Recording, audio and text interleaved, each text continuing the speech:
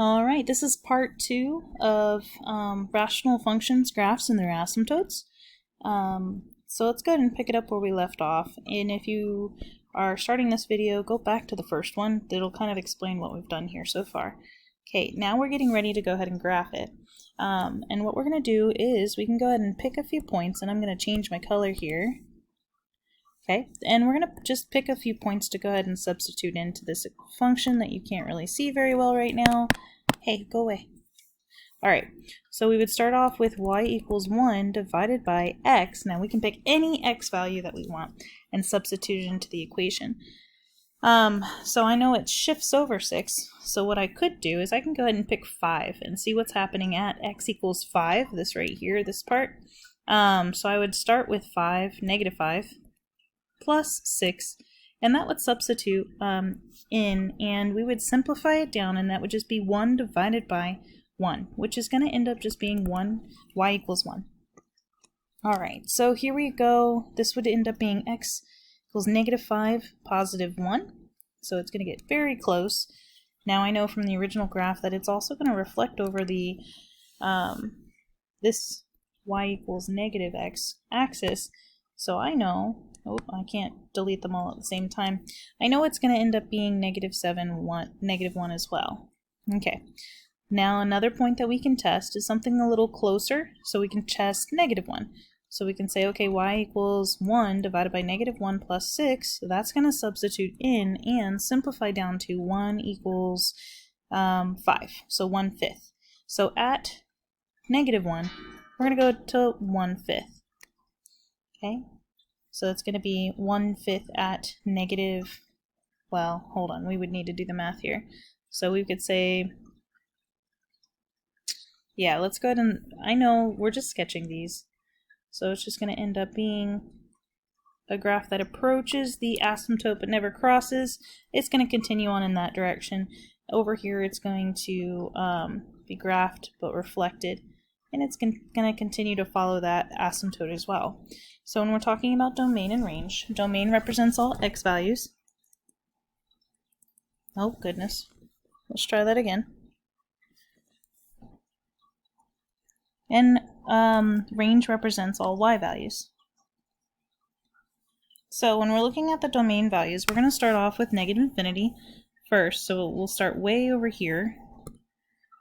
And I'm not sure how to really show this digitally here, but we're going to start at negative infinity, and we're going to try to look at all of the x values going this direction to positive infinity. And when we do that, there's one spot where we have no values, and that's going to be our vertical asymptote.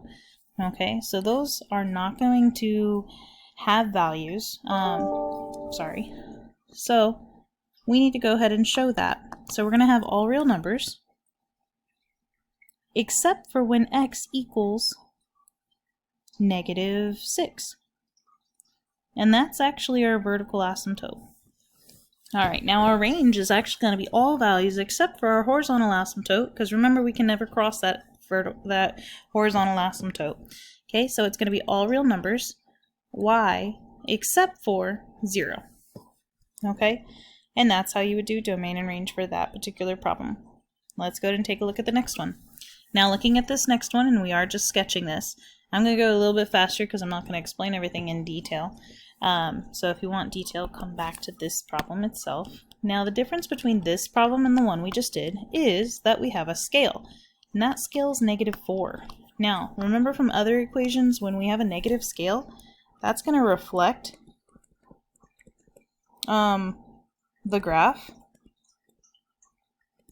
over the x-axis.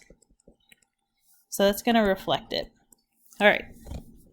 And then 4 is also going to shift what our values are doing, but it looks like we don't have any horizontal or vertical shifts. So our asymptotes are actually going to start off at, that might be too big, but we'll go ahead and, yep. So we have a vertical asymptote right here. And that vertical asymptote is at x equals 0. And that is ridiculous. Okay, and then our y, our horizontal asymptote is going to be at y equals 0. Okay, So I can already tell you that it's going to be all real numbers. That's still ridiculous. Okay. So the domain is going to be all real numbers except for when x is 0. So you cannot include 0, x is 0 in the domain. Now for range, it would be all real numbers except y cannot equal 0. Okay? Now, we are looking at the same type of graph, but -4 does change what the graph looks like. So we're going to go ahead and substitute some values in and kind of see how that changes the values on the graph or the actual graph itself. So let's go ahead and pick some points. We can start with -1. So if we are looking at -1 over here, we can do a little table. There's a few things that we can do here. And if we're substituting it in, I'm going to write it down here and then erase it. We're going to start off with -4, and I'm going to pick -1 just to see what's going on. Okay, so -4 divided by -1, that's just going to give me +4. So here's our first point, -1, +4, 1, 2, 3. 4. Someone can't count.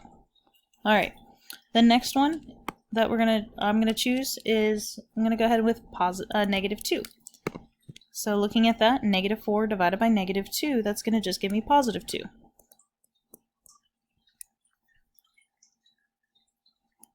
All right, then the next one that we have would be, let's go for -4. So -4 divided by -4, that's going to just give me +1.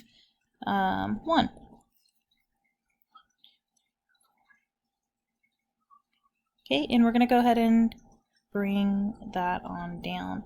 Now, notice how the graph already looks a little different than what it would be normally. The other side is going to be reflected, and it's going to show here. Let's see,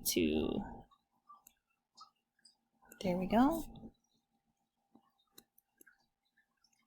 All right, so that's our graph. It does change the graph itself because it reflects about the x-axis.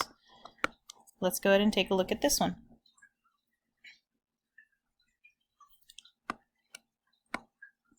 All right, I need to change color. Here we go. Now with this graph, the thing I noticed first is the fact that we do have a shift, horizontal shift, or I should say a vertical shift, sorry. It means it's going to go up 3 units. So when it does shift up 3 units, that changes our horizontal asymptote. So no longer is it going to be right here at y equals 0, but it's going to go up 3. So it's going to go right here.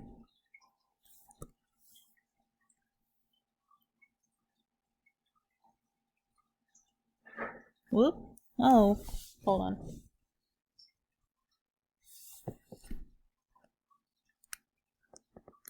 And then our vertical asymptote, remember we just need to set the denominator equal to 0, which in this case is just going to be x. Ooh, that's weird. X equals 0. So that, because it doesn't shift left or right, that's going to be right here on the y-axis.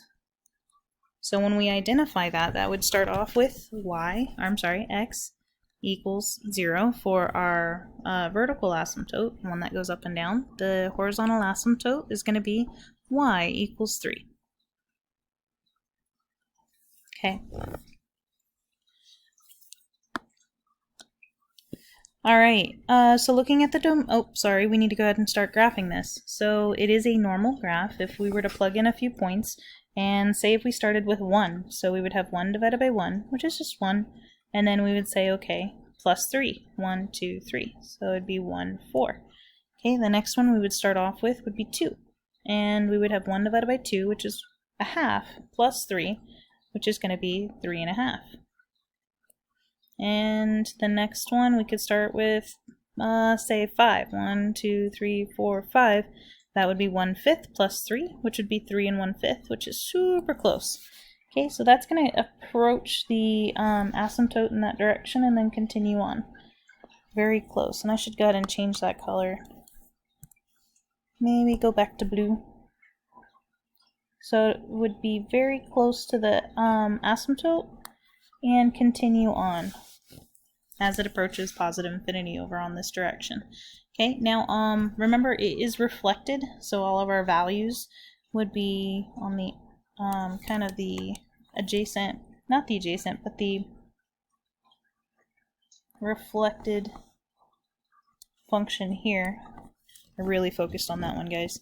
Okay, so looking at the domain, we would start off from negative infinity, because those are the x values.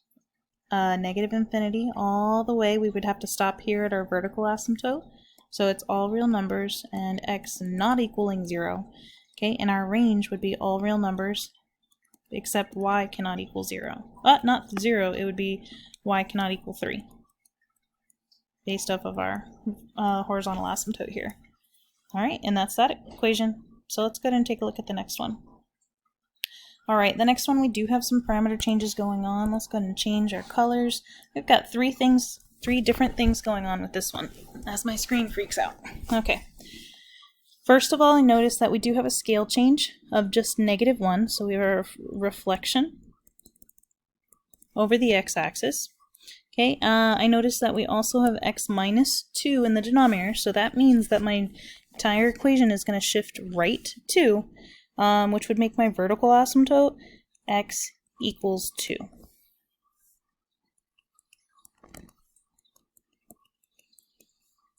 Alright, now the next thing that I noticed is that -5. So that's gonna, so we're gonna go right 2, and then we're gonna go down 5 units. Okay, so that means that the entire equation is gonna go 1, 2, 3, 4, 5.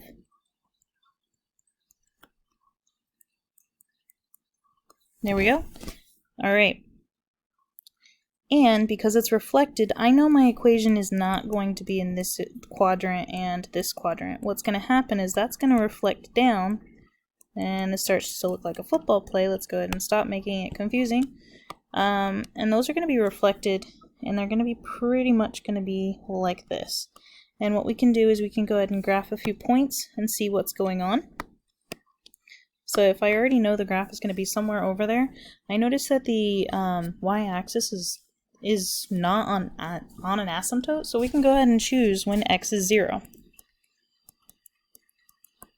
So when x is 0, substitute that in, we'd have -1 divided by 0 minus 2 minus 5. So when I simplify this, this would just end up being +1/2 minus 5, which is going to equal -4.5. So our first point is -4.5. So 0, -4.5, 1, 2, 3, 4.5. There we go, kind of close to that asymptote. So what if I chose 1? That would really give me the point right here. Alright, so that's I'm gonna erase, I guess I just needed to erase that part right there. So -1, 1 minus 2 minus 5. Okay, so 1 minus 2 is going to give me -1. -1 divided by 1, -1 is just +1, minus 5 is -4.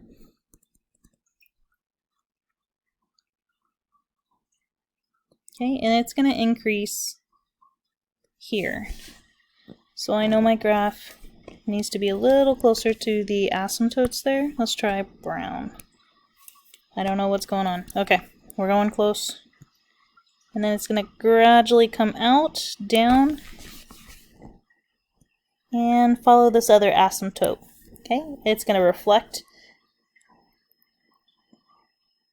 So really, when you're sketching this, you really only need to see what's going on one of them. Okay, let's go ahead and finish this up. Now the horizontal asymptote we talked about earlier, and I have to erase this, sorry. The horizontal asymptote we talked about earlier, but let's go ahead and see where it's at. So it did shift 5 units down, so we ended up having it at y equals -5. Now, when we look at the domain, we're looking at all the x values, and I'm going to go ahead and change the color. We're going to, that looks like the other graph. We're going to go ahead and start from -infinity. As our domain approaches the asymptote, we have to pretty much stop and pick up our pen and keep going all the way to +infinity for the x values. So that would be all real numbers, except for when x equals +2. So x cannot equal +2. Alright, now for range. Range is going to be all real numbers, except y cannot equal -5. All right.